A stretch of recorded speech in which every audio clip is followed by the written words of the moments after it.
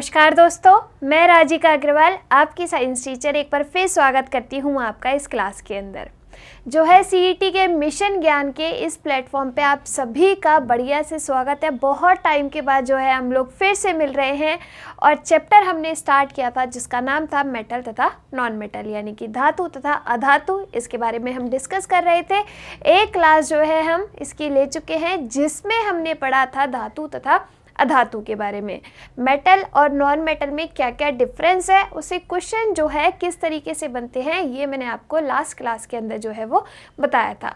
आज जो हम पढ़ने वाले हैं धातुओं के रासायनिक गुण, इसमें से क्वेश्चंस आपके किस तरीके से आए हैं, किस तरीके से बनने की पॉसिबिलिटीज़ है, वो मैं आपको बताऊंगी। सारी चीज़ें जो है हम डिस्कस करते हुए चलेंगे। तो जल्दी से लाइक कीजिए, शेयर कीजिए और कमेंट कीजिए सारी वीडियोस पे। साथ के साथ सब्सक्राइब कीजिए हमारे इस चैनल सीईटी मिशन ज्ञान को, और जो है प्यार इसी तरीके से हम लोगों को दिखाते रहिए। चलिए स्टार्ट करते हैं। जो लास्ट क्लास है उसके अंदर हमने क्या पढ़ा था, धातु तथा अधातु के बारे में हमने डिस्कस किया था।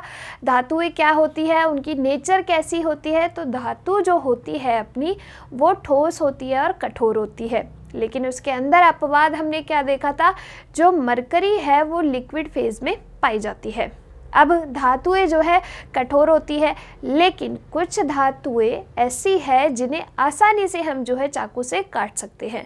तो कौन कौन सी धातुएं हैं वो, लिथियम, सोडियम और पोटेशियम जो है उन्हें हम आसानी से चाकू से काट सकते हैं। ठीक है भाई, ये देखा था। इसके बाद हमने देखा कि जो धातुएं होती है वो कैसी होती है, चमकदार होती है। साथ के साथ धातुओं में जो है तन्यता का गुण पाया जाता है। तन्यता किसे कहते हैं, तो तन्यता होती है कि भाई किसी भी जो अपनी धातु है उसको खींच कर अगर अपन तार के रूप में व्यक्त कर सके तो उसे अपन कहते हैं तन्यता। ठीक है भाई। और सबसे ज़्यादा तन्य धातु अपनी कौन सी है, सोना है, क्योंकि 1 ग्राम सोने से जो है 2 किलोमीटर लंबा तार जो है वो बनाया जा सकता है। ये जो मैं आपको बता रही हूँ, ये सारे क्वेश्चन आपके किसी न किसी एग्जाम में पहले आ चुके हैं।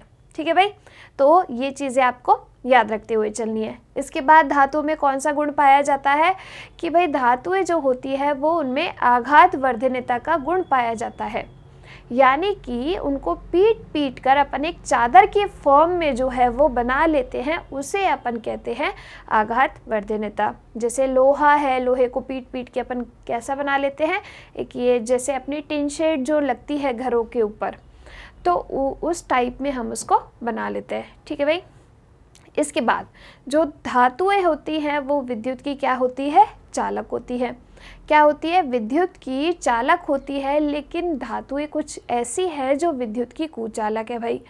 तो उसमें से कौन कौन सी है, तो जो अपनी विद्युत की कुचालक है वो है मरकरी, जो कि लिक्विड स्टेट में पाई जाती है, यानी कि द्रव अवस्था में पाई जाने वाली धातु कौन सी है, अपनी मरकरी, Hg यानी कि पारा है। अब ये जो पारा है और साथ के साथ जो Pb लेड है वो क्या है, दोनों ही विद्युत के कुचालक है। क्या है, विद्युत के कुचालक है।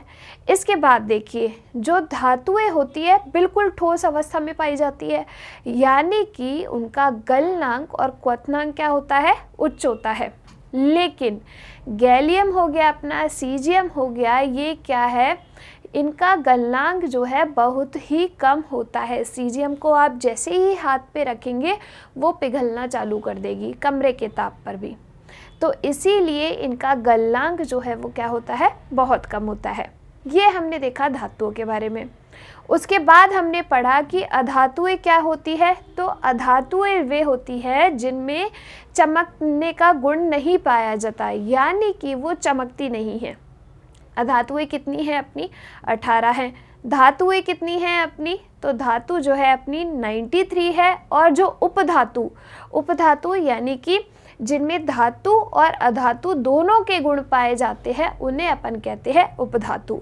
वो कितनी है अपनी, 7 है। उपधातु पे आएंगे, पहले अधातु देखो। अधातु में चमकने का गुण नहीं होता, लेकिन आयोडीन एक ऐसी अधातु है जो कि चमकीली है। और जो अपनी अधातुएं होती है या तो ठोस अवस्था में होती है या फिर अपनी गैस अवस्था में होती है। लेकिन एक अधातु है जिसका नाम है ब्रोमीन, जो कि लिक्विड स्टेट में यानी कि द्रवित अवस्था में पाई जाती है। ठीक है भाई। इसके साथ साथ जो अपनी अधातुएं है वो विद्युत की क्या होती है, कुचालक होती है। क्या होती है, विद्युत की कुचालक होती है। लेकिन इसका अपवाद क्या है, अपना ग्रेफाइट, जो कि किसका अपर रूप है, कार्बन का अपर रूप है। तो ग्रेफाइट जो है वो विद्युत का सुचालक होता है। ठीक है भाई, ये चीज़ें हमें इसके अंदर याद रखनी थी। साथ के साथ जो अपनी अधातुएं हैं उनमें तन्यता का गुण नहीं पाया जाता, उनमें आघातवर्धनता का गुण जो है वो नहीं पाया जाता। ये सब चीज़ें जो है हम कल की क्लास में, हम जो लास्ट क्लास है उसके अंदर पढ़ चुके हैं। आज जो हम डिस्कस करेंगे जो भी धातु है उसके बारे में, उसके रासायनिक गुणों के बारे में, क्योंकि लास्ट क्लास के अंदर हमने केवल भौतिक गुणों के बारे में डिस्कस किया था। अब आप सभी को पता है रासायनिक गुण पढ़ते हैं यानी कि केमिकल रिएक्शंस उसमें आएगी। तो आपके एग्ज़ाम में इस टॉपिक से क्वेश्चन किस तरीके से बनते हैं, आपको ऐसे कह दिया जाता है कि ये धातु है, इसके साथ अभिक्रिया करने पर क्या बनता है और इसका कहाँ पे उपयोग होता है। इस तरीके के क्वेश्चन जो है आपके इससे एग्ज़ाम में पूछे जाते हैं। ठीक है भाई। एक जो है हम जिसमें हमने पढ़ा था धातु और अधातु में उपधातु और पढ़ी थी, उसके नंबर्स पढ़े के थे कितने, 7 जो है अपनी उपधातुएं होती है। कौन कौन सी है, boron, silicon, germanium, antimony, polonium, ये सब क्या है, अपनी उपधातुएं हैं। ठीक है भाई। चलिए स्टार्ट करते हैं धातुओं के रासायनिक गुण से। अब रासायनिक गुण क्या होते हैं बच्चे लोग, देखो रासायनिक गुणों के अंदर आते हैं कि भाई जो धातु है वो किस किस से अभिक्रिया कर रही है, कि भाई वो पानी के साथ अभिक्रिया कर रही है, क्या वो हवा के साथ अभिक्रिया कर रही है, या किसके साथ कोई सॉल्यूशन है उसके साथ अभिक्रिया कर रही है। तो इन सभी चीज़ों के बारे में जो है हम डिस्कस करने वाले हैं। तो धातुओं के रासायनिक गुण के लिए हम उसे 4 कैटेगरीज में डिवाइड करते हुए पढ़ेंगे। सबसे पहले अपन देखेंगे वायु के साथ अभिक्रिया, फिर देखेंगे जल के साथ अभिक्रिया, और फिर अम्ल के साथ अभिक्रिया, और फिर उसके बाद लवण के साथ अभिक्रिया। अब देखिए सबसे पहले आता है कि वायु के साथ अभिक्रिया। क्या, वायु के साथ अभिक्रिया। तो देखिए वायु में क्या अपनी प्रेजेंट है, ऑक्सीजन प्रेजेंट है। ठीक है भाई। तो जब ये वायु के साथ अभिक्रिया करती है कोई भी धातु, तो वो क्या बनाती है, ऑक्सीजन प्रेजेंट है भाई, ऑक्सीजन से अभिक्रिया करेगी तो सीधी सी बात है ऑक्साइड का निर्माण करेगी। और ये क्वेश्चन एक एग्जाम में इस तरीके से पूछा गया था कि ये कोई एक धातु का नाम दिया था उसमें कि ये धातु अगर ऑक्सीजन के साथ अभिक्रिया करती है तो बनने वाला प्रोडक्ट यानी कि उत्पाद क्या होता है। तो ऑक्सीजन से अभिक्रिया करेगी यानी कि ऑक्साइड बनाएगी। जैसे आप कोई भी धातु ले लो, जैसे हमने ले लिया मैग्नीशियम, क्या ले लिया, वायु के साथ अभिक्रिया में जैसे मान लो कि हमने ले लिया मैग्नीशियम। ठीक है भाई। अब जो है इस मैग्नीशियम की अभिक्रिया करवा दो ऑक्सीजन के साथ। ठीक है भाई। अब मैग्नीशियम की जब ऑक्सीजन के साथ अभिक्रिया करवाएंगे तो क्या बनेगा, अपना मैग्नीशियम ऑक्साइड बनेगा। क्या बनेगा, मैग्नीशियम ऑक्साइड बनेगा। अब देखिए इधर ये जो समीकरण है वो संतुलित नहीं है, इसको अगर मैं संतुलित करूँ तो क्या इस तरीके से कर सकती हूँ। ठीक है। यहाँ पे देखो 2 Mg के मॉलिक्यूल्स है, इधर भी 2 हैं, इधर ऑक्सीजन के 2 है और इधर भी ऑक्सीजन के 2 हो गए। तो यानी कि किसी भी धातु को जब आप वायु के साथ अभिक्रिया करवाएंगे तो वायु में अपनी ऑक्सीजन प्रेजेंट है, तो जब वो ऑक्सीजन के साथ अभिक्रिया करेगा तो क्या बनाएगा, तो वो बनाएगा अपना धातु ऑक्साइड। क्या बनेगा, धातु ऑक्साइड बनाएगा। अब जैसे आपने ये धातु ली, इसके अलावा भी आप दूसरी धातु ले सकते हो। जैसे आपने ले लिया कॉपर, ठीक है, कॉपर की रिएक्शन करवा दो ऑक्सीजन के साथ तो कॉपर ऑक्साइड बन जाएगा। क्या बन जाएगा, कॉपर ऑक्साइड बन जाएगा। इधर भी इस रिएक्शन को आप इस तरीके से संतुलित कर सकते हैं। ठीक है भाई। तो ये तो आ जाएगा अपना वायु के साथ अभिक्रिया। इसमें सबसे मेन जो है वो है अपना जल के साथ अभिक्रिया। ये सबसे ज़्यादा मेजर फैक्टर है आपको इसमें पढ़ने के लिए और याद करने के लिए। उसके लिए आपके लिए बढ़िया ट्रिक है, बिल्कुल घबराने की ज़रूरत नहीं है कि कौन सी धातु किस तरीके से पानी से रिएक्शन करेगी। ये जो जल के साथ अभिक्रिया है, इसमें हम ये भी देखेंगे कि ठंडे पानी के साथ कौन सी धातु अभिक्रिया करती है, गर्म पानी के साथ कौन सी धातु अभिक्रिया करती है, या फिर भाप के रूप में जब पानी प्रेजेंट है तो कौन सी धातु अभिक्रिया करती है, या फिर कुछ धातुएं ऐसी भी होंगी कि जो पानी के साथ अभिक्रिया ही नहीं करेगी। तो इसको हम इन चारों कैटेगरीज में जो है डिवाइड करते हुए पढ़ते हैं कि भाई कौन सी धातु ठंडे पानी के साथ अभिक्रिया, गर्म पानी के साथ अभिक्रिया, भाप के साथ अभिक्रिया, और जो अपनी जल के साथ अभिक्रिया करेगी नहीं वो कौन कौन सी धातुएं हैं। तो देखो भाई, जल के साथ अभिक्रिया में सबसे पहले अपन देखेंगे कि गर्म पानी के साथ अभिक्रिया। तो जैसे कि आपको पता है सर्दियाँ चल रही है, गर्म पानी से नहा के क्या आता है, मज़ा आता है। तो जब गर्म पानी के साथ कोई धातु अभिक्रिया करेगी, यानी कि गर्म पानी से नहा के क्या आ गया, मज़ा आ गया, ठीक है। तो यानी कि मैग्नीशियम जो है किसके साथ अभिक्रिया करेगी, गर्म पानी के साथ। किसके साथ, गर्म पानी के साथ जो है अपनी मैग्नीशियम अभिक्रिया करेगी, ठीक है। फिर आपको पता है कि अगर आप इन सर्दियों में ठंडे पानी से नहाओगे तो क्या होगा, कपकपाओगे, कपकपी लगेगी शरीर में। तो अगर अपनी जो धातु यानी कि ठंडे पानी से नहा के कांपते हैं, तो अगर अपनी क्या है, सोडियम, पोटेशियम और कैल्शियम धातु है, ये किसके साथ अभिक्रिया करेगी, अपनी ठंडे पानी के साथ। किसके साथ, ठंडे पानी के साथ अभिक्रिया करेगी। और ये है आपकी दूसरी ट्रिक, यानी कि सर्दियों में ठंडे पानी से नहा के क्या है, कांपते हैं हम लोग, ठीक है। तो ये हो गई आपकी ठंडे पानी के साथ अभिक्रिया। फिर आती है भाप के साथ अभिक्रिया। जैसे कि आपने सुना है कि आम की एक किस्म होती है जिसका नाम है अल्फांजो। अल्फांजो जो आम होते हैं वो बहुत ज़्यादा महंगे होते हैं, उनके जो प्राइजेज़ हैं वो बिल्कुल आसमान में उड़ते हैं, यानी कि बहुत ज़्यादा महंगे होते हैं। तो भाई अपनी जो भाप है उड़ के कहाँ जाती है, ऊपर आसमान में ही जाती है।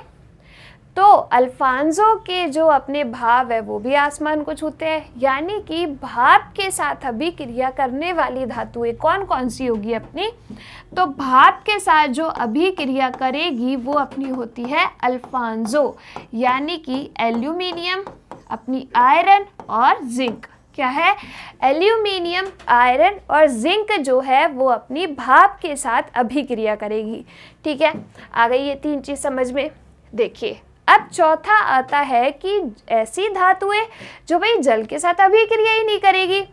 तो इसके लिए आपको क्या ट्रिक याद रखनी है कि भाई सोना, चांदी कॉपी करके जल से नहीं लड़ते हैं।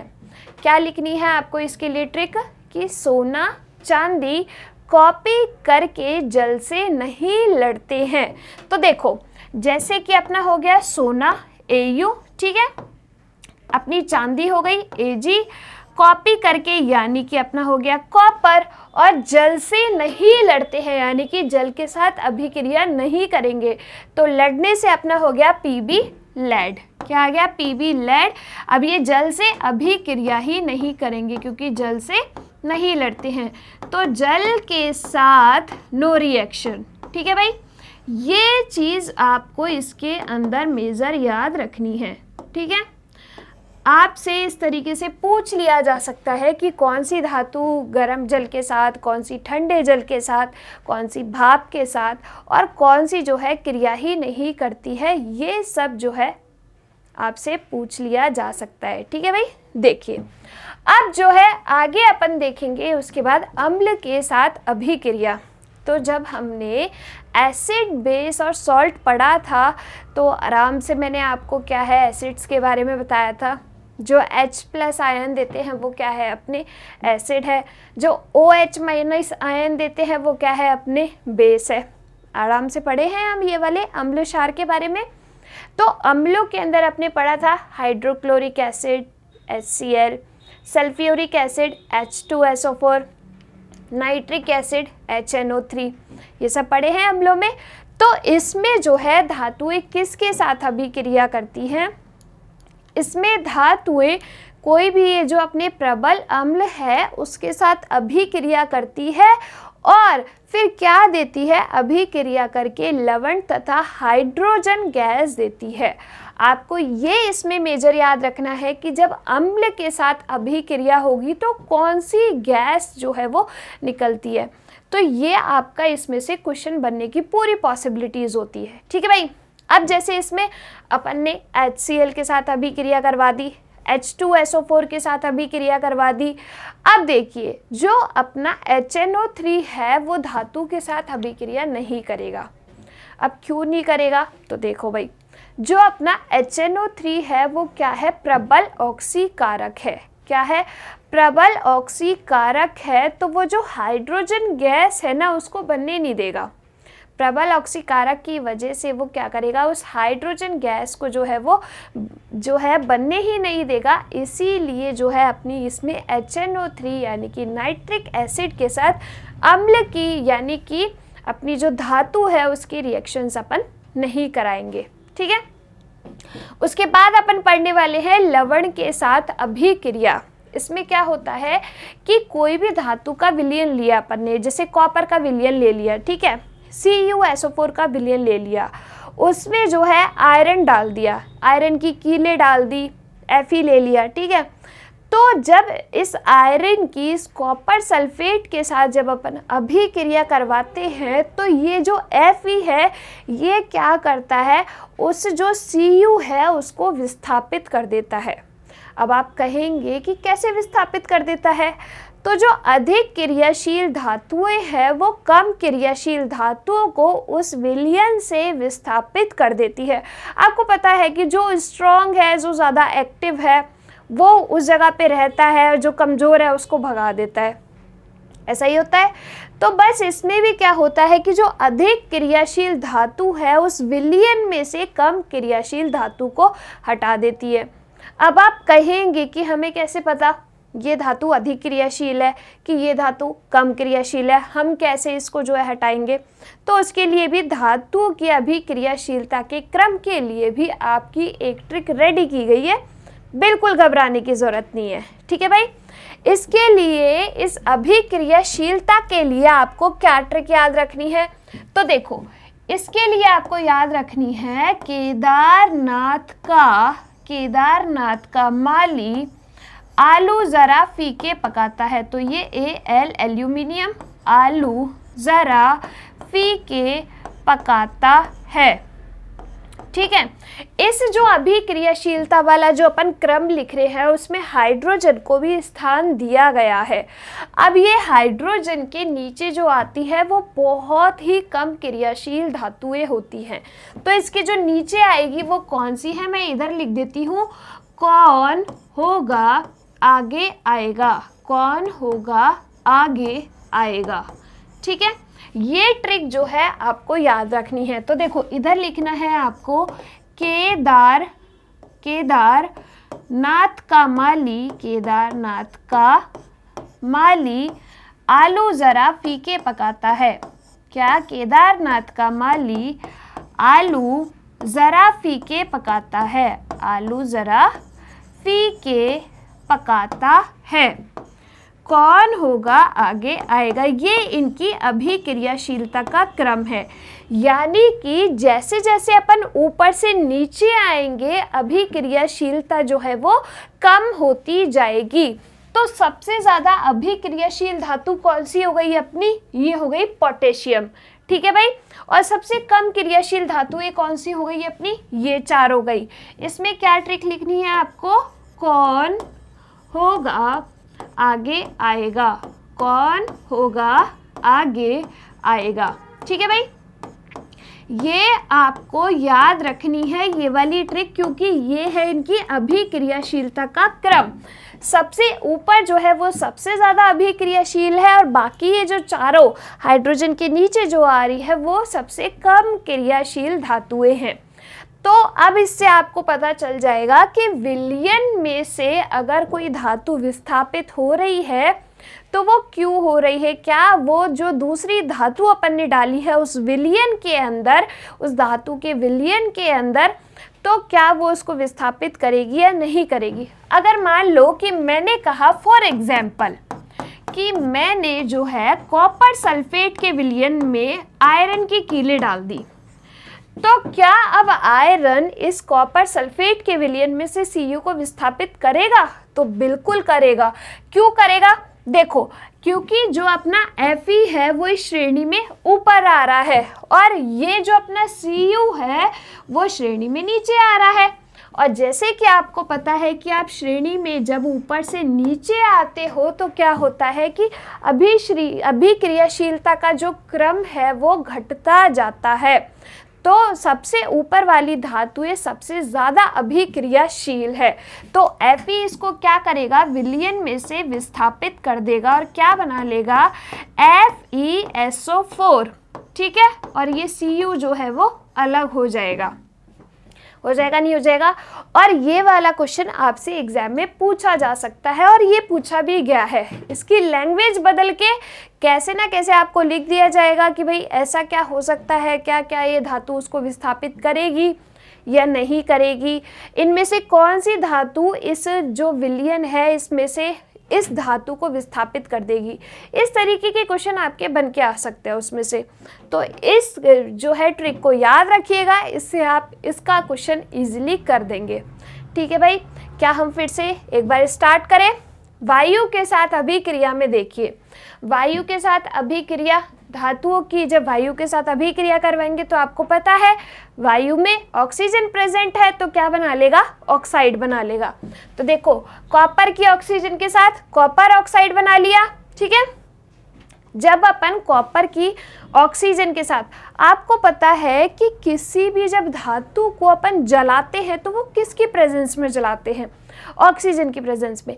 किसी भी चीज को जलाने के लिए अपन को किसकी रिक्वायरमेंट है, ऑक्सीजन की रिक्वायरमेंट है, ठीक है भाई। ऑक्सीजन मिलेगी तो वो वस्तु आराम से जल जाएगी। जब इस कॉपर को अपन जलाते हैं तो उसमें ऐसे लपटें नहीं उठेगी कि भाई वो ऐसे ज्वाला प्रज्वलित नहीं होगी, बस ये है कि उस पे जो है काले रंग की परत जो है वो चढ़ जाती है। कैसी रंग की, काले रंग की परत जो है वो चढ़ जाती है और उसे अपन क्या कहते हैं, कॉपर ऑक्साइड, ठीक है भाई। ऐसे ही कॉपर की जगह अगर अपन ने ले लिया मैग्नीशियम ले लिया, एल्यूमिनियम ले लिया, किसी को भी जला दो। देखो, अगर मैग्नीशियम लिया तो क्या बन जाएगा अपना, मैग्नीशियम ऑक्साइड बन जाएगा। अगर मैंने एल्यूमिनियम ले लिया, मान लो कि एल्यूमिनियम को जला दिया, एल्यूमिनियम की अभिक्रिया करवाई, तो क्या बनेगा अपना, Al2O3 बनेगा, एल्यूमिनियम ऑक्साइड बनेगा। इस समीकरण को आप लोग खुद ही संतुलित कीजिएगा, ठीक है। आप जो है इसको खुद संतुलित कर लीजिएगा कि भाई किस तरीके से जो है आपको संतुलित करना है, ठीक है भाई। चलिए अब आगे देखते हैं कि ये तो हो गई अपनी किसके साथ अभिक्रिया, तो ये तो हो गई धातुओं की ऑक्सीजन यानी कि वायु के साथ अभिक्रिया। दूसरी अपन को क्या पढ़नी है, जल के साथ अभिक्रिया। तो आपको जो है इसमें याद रखना है कौन सी गर्म जल के साथ करेगी, कौन सी जो है ठंडे जल के साथ करेगी और कौन सी जो है आपकी भाप के साथ अभिक्रिया करेगी और कौन जो है पानी के साथ अभिक्रिया ही नहीं करेगी। ये सब चीज़ें जो है आपको पानी के साथ अभिक्रिया में याद रखनी है। उससे पहले कि एक स्पेशल पॉइंट है कि एनोडीकरण किसे कहते हैं। तो देखिए, जो एल्यूमिनियम है उसकी जब ऑक्सीजन के साथ अभिक्रिया करवाई जाती है तो उसमें एल्यूमिनियम ऑक्साइड का निर्माण होता है, जो कि उसको किससे बचाता है, संक्षारण से, यानी कि खराब होने से बचाता है। जैसे आपको पता है कि लोहा है, उसको अपन खराब होने से, जंग होने से बचाने के लिए क्या करते हैं, उस पर पेंट कर देते हैं, ठीक है भाई, जिससे उस पर क्या है, जंग नहीं लगती। ये एनोडीकरण भी वही प्रोसेस है कि एल्यूमिनियम की ऑक्सीजन के साथ अभिक्रिया करवा के उस पर एक लेयर चढ़ा दी जाती है एल्यूमिनियम ऑक्साइड की, जिससे वो संक्षारित नहीं हो, वो खराब नहीं हो। इसे अपन कहते हैं एनोडीकरण, ठीक है भाई। चलिए आगे देखिए, कुछ धातु जो है वायु के साथ अभिक्रिया नहीं करती, जैसे कि सोना हो गया, चांदी हो गया। क्यों नहीं करती है वायु के साथ अभिक्रिया, क्योंकि ये जो है बहुत ही कम क्रियाशील धातुएं हैं। क्या है, बहुत ही कम क्रियाशील धातुएं हैं, इसीलिए जो है ये वायु के साथ अभिक्रिया नहीं करेगी। चलिए आगे बढ़ते हैं। उभयधर्मी ऑक्साइड। अब उभयधर्मी ऑक्साइड क्या होते हैं?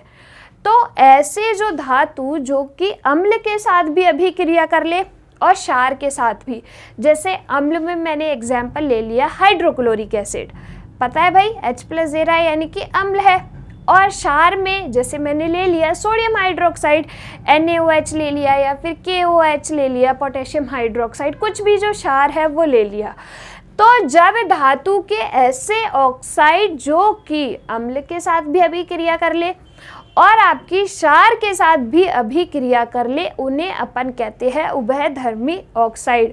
और अगर इस पॉइंट से आपका क्वेश्चन बनता है तो केवल इसमें जो है आपके एग्जाम्पल का क्वेश्चन बनेगा। किसका? इसके एग्जाम्पल जो है वो आपके इम्पॉर्टेंट है कि भाई कौन सी ऐसे धातुओं के ऑक्साइड हैं जो कि अपनी अम्ल के साथ भी अभिक्रिया करेंगे और क्षार के साथ भी अभिक्रिया करेंगे। तो ये अपना जिंक ऑक्साइड, एल्यूमिनियम ऑक्साइड और बेरियम ऑक्साइड, इनकी क्या करते हैं अपन अम्ल के साथ भी, यानी कि मान लो कि अपनी Z अणु की अभिक्रिया करवा देंगे या तो HCl के साथ भी, या फिर इसकी अभिक्रिया अपन करवा देंगे किसके साथ भी, NaOH के साथ भी। ठीक है, इस तरीके से इनकी अम्ल तथा क्षार दोनों के साथ अगर अपन अभिक्रिया करवाते हैं और ये अभिक्रिया करते हैं, उन्हें अपन कहते हैं उभयधर्मी ऑक्साइड। ठीक है, इसके एग्जाम्पल आपको इसमें याद रखने हैं। चलिए, जैसे इसमें आपको एग्जाम्पल देके समझाया गया है एल्यूमिनियम ऑक्साइड का, तीन कौन कौन से एग्जाम्पल है अपने उभयधर्मी ऑक्साइड में? एक है अपना बेरियम ऑक्साइड, और उसके बाद कौन सा है, जिंक ऑक्साइड, और Al2O3 यानी कि एल्यूमिनियम ऑक्साइड। देखो, इस एल्यूमिनियम ऑक्साइड की अम्ल के साथ भी अभिक्रिया करवा दी है, इस एल्यूमिनियम ऑक्साइड की क्षार के साथ भी अभिक्रिया करवा दी है, और इसने क्या बना लिया है, ये प्रोडक्ट बना लिया है। आपसे इतना नहीं पूछा जाएगा, केवल उभयधर्मी ऑक्साइड के एग्जाम्पल जो है आपसे पूछे जा सकते हैं। ठीक है भाई, आई चीज समझ में? चलिए आगे बढ़ते हैं। वे धातु ऑक्साइड जो केवल क्षार के साथ अभिक्रिया करते हैं, अम्लीय प्रकृति के होते हैं, और ये इतनी बढ़िया लाइन है कि इससे क्वेश्चन जो है वो आ चुका है। क्या आ चुका है? आपको पता है कि जब अम्ल की क्षार के साथ अभिक्रिया करवाते हैं तो क्या बनता है, लवण और जल बनता है। सिंपल सी बात है, सिंपल सी चीज आपको याद रखनी है। अब देखो, ये जो धातु ऑक्साइड होते हैं ये किस प्रकृति के होते हैं, आपसे क्वेश्चन जो है इसमें इसी प्रकार पूछा जाएगा, और ये फिक्स क्वेश्चन है एकदम कि धातु ऑक्साइड किस प्रकृति के होते हैं, धातु ऑक्साइड किस प्रकृति के होते हैं। और ये फिक्स क्वेश्चन है भाई एग्जाम का, अगर इससे क्वेश्चन पूछा जाता है तो यही क्वेश्चन पूछा जाएगा, और आपको क्या लिखना है कि ये होते हैं अम्लीय प्रकृति के। कैसे? अम्लीय प्रकृति के ये होते हैं, क्योंकि देखो अगर आप इसकी क्षार के साथ अभिक्रिया कराओगे तो आपको पता है कि क्षार के साथ अभिक्रिया कौन करेगा, अम्ली तो करेगा, तभी तो जाके लवण का निर्माण होगा। ठीक है भाई, तो ये जो अपने धातु ऑक्साइड होते हैं ये कैसी प्रकृति के होते हैं, ये होते हैं अपने अम्लीय प्रकृति के। इस बात को गांठ बांध लो, ठीक है, क्योंकि ये बहुत इंपॉर्टेंट क्वेश्चन है। ठीक है, कि धातु ऑक्साइड किस प्रकृति के होते हैं, तो अम्लीय प्रकृति के धातु अपने ऑक्साइड होते हैं। ठीक है, चलिए आगे बढ़ते हैं। अब देखते हैं कि धातुओं की जल के साथ अभिक्रिया।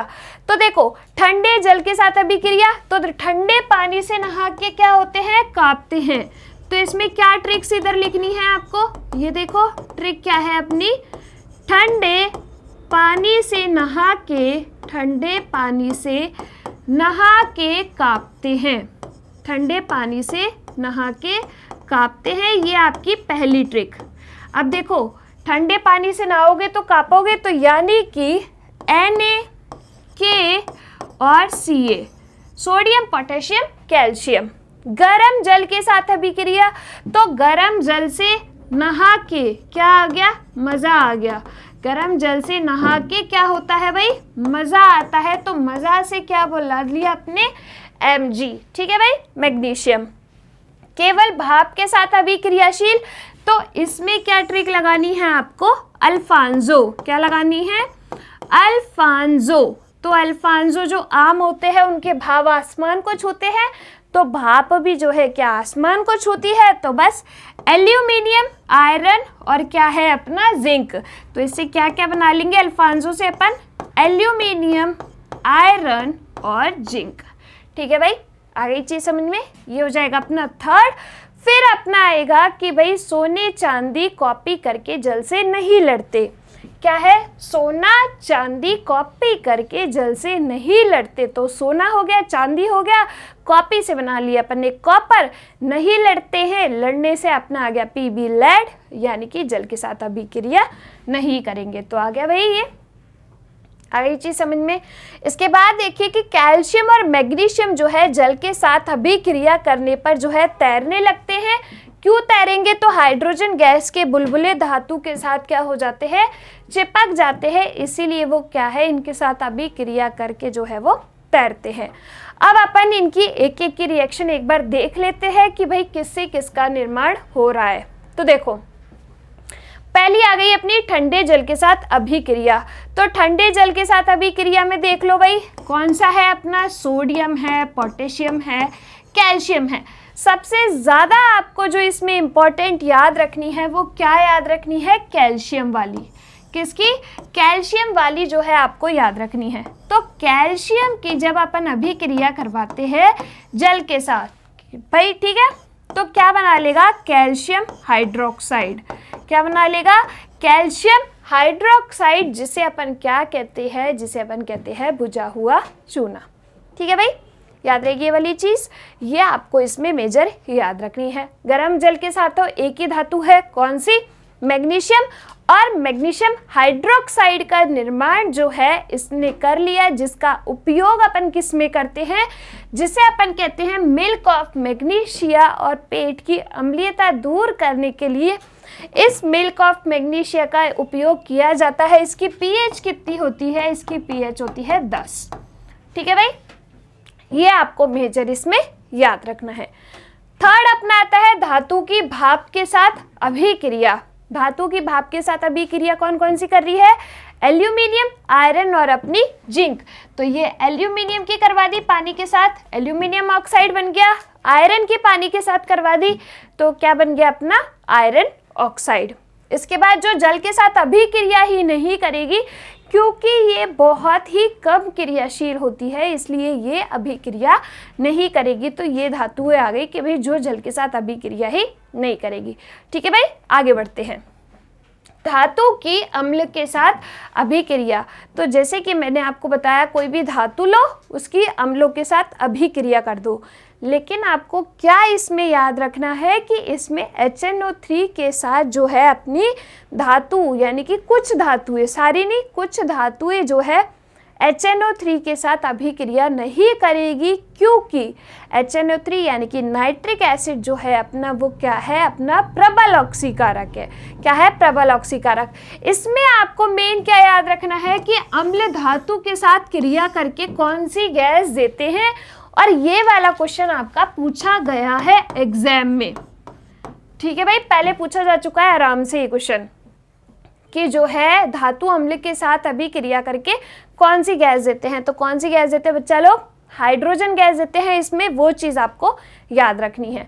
अब HNO3 के साथ क्यों नहीं करते, क्योंकि जब HNO3 के साथ अपन इसकी अभिक्रिया करवाएंगे तो हाइड्रोजन गैस बनेगी ही नहीं, हाइड्रोजन नहीं बनी, यानी कि इस अम्ल के साथ ये अभिक्रिया नहीं करेगी। क्या रीज़न है इसके पीछे, क्योंकि ये क्या है, प्रबल ऑक्सीकारक है। तो ये जो अपनी हाइड्रोजन उत्पन्न होती है उसका ऑक्सीडेशन कर देती है और खुद जो है क्या हो जाता है, अपचयित हो जाता है, खुद का रिडक्शन कर लेता है और उसके किसी भी जो है नाइट्रोजन के किसी ऑक्साइड में परिवर्तित हो जाता है। इसीलिए जो है इसके साथ कुछ धातुएं अभिक्रिया नहीं करती। ठीक है भाई, क्योंकि इसमें हाइड्रोजन गैस नहीं बनेगी। तो इस वाले पॉइंट में केवल इंपॉर्टेंट पॉइंट क्या है आपका, ये हाइड्रोजन गैस।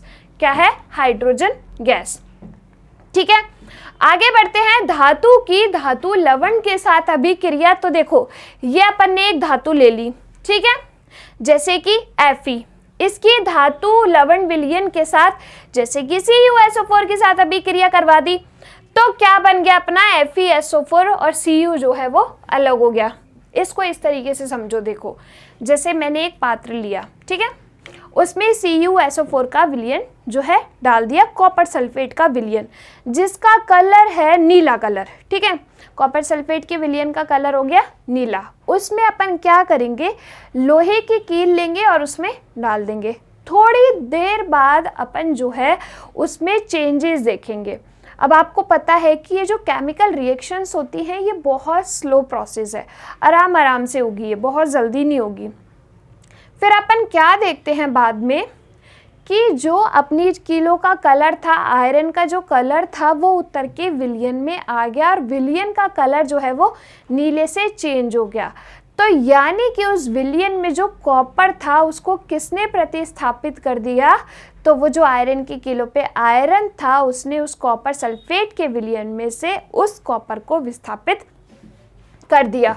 और क्यों कर दिया, अभिक्रियाशीलता का क्रम याद करो, केदारनाथ का माली आलू जरा फीके पकाता है, इसीलिए जो है अपना आयरन क्या है, Cu से अधिक क्रियाशील है, अभिक्रियाशील है, तो इसीलिए आयरन ने इस Cu को विस्थापित कर दिया।